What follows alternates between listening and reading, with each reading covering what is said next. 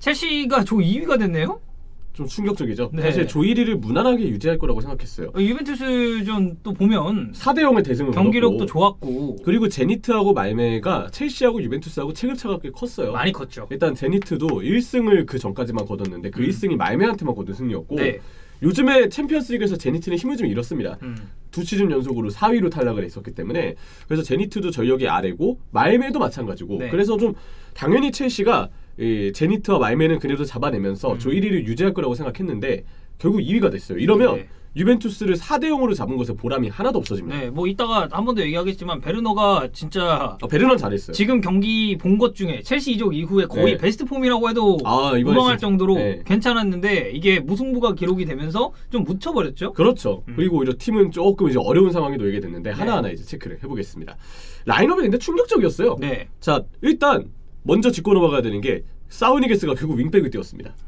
그러니까 그 투엘이 옛날에 인터뷰에서 옛날도 아니야 얼마 전에 제가 이제 최근에 첼시 경기 중계를 했었잖아요. 그 경기 전후 인터뷰를 좀 보면은 사우니게스 윙백도 생각은 했었다고 네. 언급은 했더라고요. 근데 사우도 참 자기도 이제 윙백 뛰는 것보단 중앙면에서 이렇게 뛰고 싶어 하는데 근데 이건 본인 책임도 있어요. 그러니까 사울의 폼이 결정적으로 무너졌던 게 여기저기 돌아다니다가 이렇게 된 것 같고요. 그래서 나는 예전 영상에서도 말했지만 마르코스 요렌테가 조금 걱정된다라고 하기도 했었고. 그럴만하죠. 네. 너무 멀티로 여기저기 뛰는 게 선수의 어떤 적응과 판단력과 어떤 그 기량을 애매하게 만들게 하면서 독이 되는 경우가 있죠.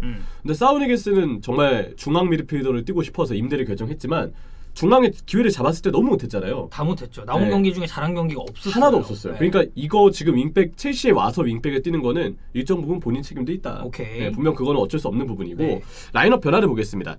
제니트전도 백스리는 동일하게 썼고요. 그런데 3-4-2-1이 아니고 3-4-1-2의 구성이었습니다. 공격 미드필더가 한 명 있네. 네, 그게 마운트고 투톱을 베르너랑 루카쿠가 같이 보는 이 시스템이었고 백스리는 아스필리쿠에타, 크리스텐센, 말랑사르, 윙백은 오도이와 사우니게스, 중앙 미드필드가 충격적이에요. 리스 제임스와 바클리입니다. 그러니까 리스 제임스는 뭐 이제 물론 이제 풀백으로 뛰지만 중앙 미드필더도 예전에 이제 했었기 때문에 그냥 뭐 들어갈 수 있다라고 치고 뭐 로테를 돌린다 치면 그렇죠. 그래서 이 리스 제임스 저는 리스 제임스가 첼시에서 이게 중앙 미드필더 뛰는 거를 피파나 FM 말고는 못 보지 않았거든요. 근데 이렇게 보게 됐습니다. 이 리스 제임스가 또 위건 임대 시절에 삼선에 봤었죠. 그런 경험들 때문에 리스 제임스가 나왔고 바클리가 이제 파트너로 삼선이 됐습니다. 토요일에 라인업의 변화를 줄 수밖에 없었던 이유는 조코캉이 다 부상이었어요. 맞아. 코바치치는 부상으로 빠진 지 꽤 됐고. 그리고 코로나. 또 이게 참 되게 상황이 얄궂은 게 훈련을 하루 딱 복귀했대요. 풀트레이닝 복귀해서 이제 코바치치 이 경기 어쩌면 한 30분 정도 뛰고 주말 리즈전에 확실하게 풀타임 경기 복귀를 하는 게 목표를 삼았을 텐데 이상적이었죠. 가장 이상적이었죠. 근데 훈련 하루하고 갑자기 코로나 확진이 듭니다. 지금 프리미어리그가 코로나 때문에 좀 시끌시끌합니다. 그렇죠. 근데 이따 코바치치도 그 코로나 피해 때문에 10일, 최소 10일은 또 자가격리 해야 된다고 하고 캉테 부상 길어지고 있죠. 조르지뉴도 어느샌가 다쳤습니다. 그 조르지뉴는 그래도 좀 경미하다고 합니다만 그래서 지금 조코캉이 모두 이 부상으로 빠진 데다가 롭터치크가 요즘 경기를 많이 뛰기도 했고 그걸 잘 못해요. 와포드전에 볼 끌다가 뺏긴 것도 많았고 그러니까 실점 장면에 좀 관여가 많이 됩니다. 웨스트햄전도 그랬고 그리고 이제 사우니게스도 중앙 미드필더 때문에 부진하죠. 결국 중앙 미드필더를 쓸 선수가 없다는 거예요. 그러니까 숫자는 많거든요. 근데 일단 주전이랑 비주전 차이가 심하고 그리고 저희가 앞서서 쭉 언급했듯이 부상이 많아서 당장 가용될 수 있는 인원이 별로 없어요. 그래서 결국 생각한 투엘 감독의 플랜은 리스 제임스의 중미 기용이었죠.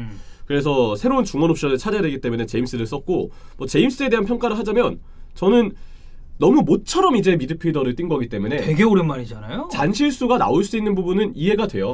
그래서 근데 잔실수가 좀 있긴 있었기 때문에 완전 잘했다는 아니지만 그래도 확실히 이 선수가 중앙 미드필더 경험은 있기 때문에 중간중간 좋은 전환 패스나 어떤 전진 패스 터치는 보여주긴 했었다. 요새 폼도 워낙 좋으니까. 근데 계속 밀고 가기에는 좀 리스크는 있습니다. 자, 그리고 알론소도 지금 잔부상이 있어요. 그래서 마르코스 알론소가 벤치에는 들었지만 경기 출전 여부는 경기 직전까지도 의심이 되었던 상황이기 때문에 왼쪽 윙백 새로운 선수가 필요했고 맞습니다. 그래서 적임자는 사우니게스가 됐습니다. 이렇게 됐고 루카쿠랑 베르너의 실험을 또 해야죠. 리그에서는 최근에 두 선수가 피 문제 때문에 선발로 계속해서 기회를 안 잡았거든요. 그리고 베르너는 나와서 사실 기대가 좀 안 되는 부분들도 있었고 그러니까 이럴 때 좀 여유가 있는 제니트전에 둘을 모두 선발로 기용해서 살리는 방안을 마련해야 됩니다. 어쨌든 일정 자체나 사실 이 경기에서도 승리만 했다면은 무난하게 조일이가 되는 경기였기 때문에 그렇죠. 투엘의 선택은 이럴 수밖에 없었다. 네, 그래서 루카쿠 베르너가 투톱으로 나오게 됐습니다. 네. 경기 내용을 보면 전반 2분도 되지 않아서 코너킥 상황에 베르너가 선제골을 넣었어요. 이거는 굉장히 기습적으로 골문 쪽으로 붙이는 선택을 했는데 장신 선수가 많은 제니트지만 첼시가 시작부터 이렇게 골문 쪽에 붙일 거라고 생각을 못했던 것 같아요. 그래서 첼시가 이렇게 기습적으로 킥을 보냈을 때 제니트가 이걸 처리하지 못하면서 베르너가 이제 골문 앞에서 마무리를 짓는 상황이 나왔고 네. 근데 이날 제니트 선수들보다 첼시 선수들이 장신 선수가 더 적었어요. 네.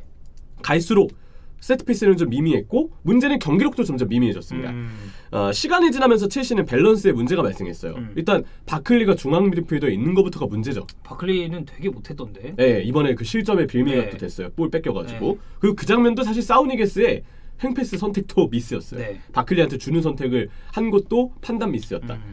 결국 이제 전반에만 2실점을 허용합니다. 이 밸런스가 무너진 이유는 첫 번째 윙백 문제. 오도이도 사우니게스도 전문 윙백이 아니기 때문에 그래. 사울은 중앙 미드필더보다는 그래도 나았어요. 중앙에선 아무것도 안 했다고 한다면 윙백에서는 적어도 수비 커버를 해야 될 때 많이 뛰면서 커버는 해줬습니다. 뭐 어쨌든 활동량은 있는 선수니까. 네, 근데 딱 거기까지예요. 네. 결국 이후에는 또 잔실수가 있었고 중앙 미드필더 문제도 있죠. 리스 제임스도 모처럼 뛰었고 이 중앙 미드필더 모처럼 뛰었고 바클리는 진짜 집중력 개선해야 돼요. 이 선수 좋은 킥력도 가졌고 피지컬도 가졌는데 늘 집중력이 문제가 있습니다. 네. 바클리까지 이 수비 커버를 기대하기가 힘들죠. 특히 바클리는 리스 제임스보다 볼 간수를 매우 불안해했기 때문에 원래 더 이제 중미임에도 불구하고 투박해요. 되게 그런 부분이 좀 문제가 됐고 3-4-1-2라는 포메이션의 문제도 있습니다. 중앙 밀집형 포메이션이다 보니까 제니트처럼 측면만 파는 팀한테 3-4-1-2의 포메이션은 측면 쪽 숫자가 열세일 수밖에 없어요. 윙어를 두지 않기 때문에. 그러니까 상대 풀백이 압박을 안 받고 쉽게 올라오고 첼시의 윙백이 상대 풀백을 압박하기 위해서 상대 진영으로 올라가 있으면 측면 쪽 뒷공간이 첼시 진영에서 뚫리죠. 이 뚫린 공간을 클라우디뉴나 오랜만에 듣는 말콤 또 바르셀로나에 네. 있었던 말콤 그 말콤도 여기 있습니다. 그런 선수들이 잘 파고들고 아즈문드이나 잘했어요. 이런 선수들이 첼시의 뒷공간을 뚫어내면서 아무래도 첼시의 밸런스를 공략했고요. 또 첼시의 네 번째 문제점 센터백의 문제도 있었어요. 그렇죠. 크리스텐센이 요새 사실 폼이 그렇게 좋다고 하기가 좀 어렵습니다. 한 10월 11월만 해도 이제 크리스텐센 달라졌다. 네. 덴마크 대표팀도 잘했고 본인이 약간 수비를 리드하는 모습을 보여줘서 이거 이제 크리스텐센이 멘탈을 회복했다 이 생각을 많이 했는데 요즘에 집중력을 놓고 있어요. 그러니까 와포드전에서도 크리스텐센이 선발로 모처럼 나왔거든요. 티아고 실바를 이제 벤치에 그렇죠. 기용을 하면서 그런데 이제 그 경기에서 사울 니게스 폼이 너무 안 좋으니까 사울이랑 그 티아고 실바를 맞교체를 하고 이제 그 찰로바를 수비형 미드필더로 올리는 선택을 했죠. 근데 실바 들어가니까 크리스텐센은 좀 괜찮았던 거지. 크리스텐센이 지금처럼 어떻게 보면 오늘 수비진에서는 뭐 아스필리쿠에타가 있긴 했지만 그래도 전문 센터백으로서 좀 본인이 리딩을 해줘야 되는 역할은 분명했거든요. 그렇죠. 근데 그 역할을 하지 못했다. 네. 그리고 말랑사르는 한계가 보였어요. 말랑사르는 욕 많이 먹더라. 말랑사르는 근데 애초에 데려올 때도 FA로 데려와서 좀 가능성을 보여주면 좀 돈 이제 수익을 얻기 위해서 재판매하자 이 목적으로 산 게 좀 보였어요. 네. 근데 나와서 좀 잘해주면 좋을 텐데 너무 못합니다. 경기력이 좀 기대 이하였고 굉장히 못해요. 그래서 이런 센터백의 문제도 있었습니다. 투엘은 결국 후반전에 변화를 주는데 아주 그 FM에 보면은 극단적 공격형. 네. 첼시가 극단적인 공격을 할 때 포메이션이 어떻냐면요 1-3-6이 돼요. 후방에 한 명 남기고 다 올라가는. 크리스텐센만 최후방 한 명, 좌우 스토퍼 아스필리쿠에타 말랑사르가 전진해서 리스 제임스가 이날 수비형 미드필더였잖아요. 바클리도 올리고 이제 좌우 스토퍼 1-3이 돼요. 이렇게 1-3을 만들고 나머지는 다 올라갑니다. 네. 그러니까 좌우 윙백이 윙어처럼 올라가서 폭을 벌리고 가운데 있는 바클리, 마운트, 베르너, 루카쿠는 완전 중앙지향적으로 침투를 하겠구나. 다 박스로 침투하는 거예요. 네. 이렇게 숫자를 만드는데 여기서 이제 킹갓 베르너가 나옵니다. 이 전방으로 6명의 선수들이 동시다발적으로 뛰어드니까 짧은 패스를 좁은 간격에서 연계하기에 되게 좋아요. 그러면 짧은 패스 연계가 빠르게 나왔을 때 누가 박스 안에서 침착성을 보이느냐였거든요. 놀랍게도 그 주인공이 베르너였습니다. 티모 베르너. 특히 두 번째 골은 베르너가 발재간으로 진짜 침착하게 잘 만들었어요. 그래서 베르너가 이 3-2를 만드는 역전골을 터뜨릴 때만 해도 첼시는 조 1위로 올라가 있었고 조 1위로 올라가면 좀 더 만나는 팀이 수월하기 때문에 베르너가 조추첨 결과에 따라서 영웅이 될 수 있었습니다. 그러니까 추가 시간 전까지는 어쨌든 투엘의 이런 극단적 공격형 선택이 먹혔고 이때까지는 행복 탁구를 하고 있었던 거죠. 그리고 그 중심에 베르너가 있었고 하지만 추가 시간에 대단한 원더골이 나왔어요. 네, 극장 실점. 오즈도에프 네. 원더골이 나오면서 결국 3대3이 됐습니다. 결국 이 수비 강한 첼시가 충격적인 지표를 지금 기록하고 있는데 2경기 연속 3실점을. 그렇죠. 웨스트햄전에 3실점했고 그리고 와포드전에도 네. 실점이 있었고 그리고 이날 경기에서도 3실점을 기록을 한 거죠. 게다가 공식전 4경기 연속 실점입니다. 그러니까 이게 초반 페이스는 엄청 좋아서 0405 첼시 소환하고 네. 막 그랬었잖아요. 맨디 골키퍼도 잘했고. 네, 근데 지금은 사실 그런 면을 바라볼 수가 없는 상황이 돼버렸고. 그리고 이날은 케파가 되게 잘했어요. 맨디가 요즘 오히려 약간 자신감도 잃은 것 같고 집중력이 떨어졌잖아요. 근데 케파가 물론 그 중거리슛 실점은 그런 장면들은 또 케파가 키가 작아서 불리한 부분이 있어요. 근데 그거는 너무 오즈돌프가 잘 찬 거고. 네네네. 케파가 그래도 이렇게 집중력을 보여주면 맨디하고 경쟁 구도를 좀 만들어줘야 되지 않을까. 네, 근데 그러기에는 사실 두 선수의 차이는 조금 그것도 심하긴 하죠. 그리고 그 중거리 슛도 아까 얘기드린 것처럼 케파는 키가 작으니까. 그러니까 나도 그 장면 딱 보면서 리치가 짧아요. 네, 맨디는 근데 리치가 길잖아요. 길잖아요. 키도 맞아요. 있지만 팔 길이가 길어가지고 최소한 손까지 맞추지 네. 않았을까. 그리고 네. 뭐 이 장면은 오즈돌프가 너무 잘 찼다 네. 쳐도 그렇다 쳐도 앞으로는 어떡할 거냐는 거죠. 앞으로는 케파가 우리가 봤던 단점이 너무 명확하니까. 그리고 이제 네이션스컵이 있잖아요. 네. 그것 때문에. 그렇죠. 왜냐면 내가 지금 그 첼시 FM하잖아.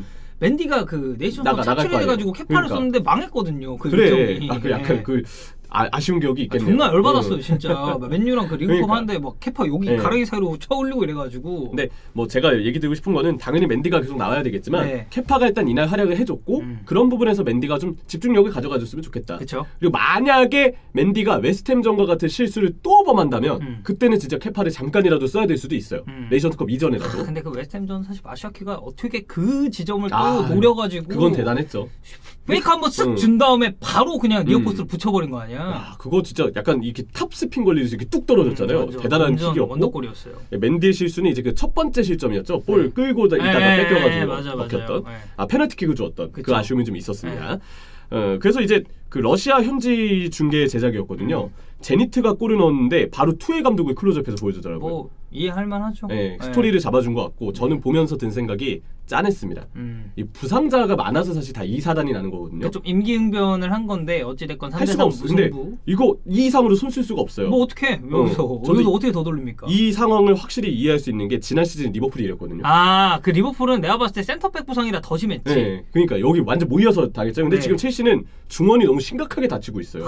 여기 중원을 그래도 올 시즌 우리가 시작하기 전에 그래도 중원 퀄리티나 뎁스는 첼시가 제일 괜찮다 이런 얘기를 했었는데 왜냐면 리버풀도 사실 그 중원은 트라이앵글 3명을 네. 제외하면은 다른 선수가 들어갔을 때 확실히 무게감 떨어지는 게 있었고 근데 조코캉은 일단 다 잘 버텨준다는 전제하에 롭스터치크랑 바클리가 그래도 또 싸울까지 왔으니까. 그래. 그리고 이때 그래서. 사울이 이렇게 못할 줄 몰랐잖아. 그때 싸움 기대했잖아요. 그래. 그래서 4명에서 해주고 컵대회 같은 때 이제 치크랑 바클리가 좀 종종 나와주면 괜찮다 그래. 이랬는데 이렇게 사고가 날 줄 몰랐죠. 근데 네. 너무 투엘이 좀 안쓰럽다라는 느낌이 들었고. 자, 그래서 이제 첼시가 조 2위가 됐습니다. 네, 그래서 이제 만날 수 있는 팀들을 불러드리겠습니다. 네. 아약스, 6전 전승이고요. 레알 마드리드. 지금 공식전 9경기 네. 연승입니다. 벤돈신과 비닐신이 있는 팀입니다. 네. 알라바도 알라바신. 그쵸. 네, 그리고 바이에른입니다. 네, 6전 전승이고요. 야, 그리고 릴이에요. 최근에 이제 좀 살아났죠. 네, 릴. 개인 기량이 대단한 팀이거든요. 네.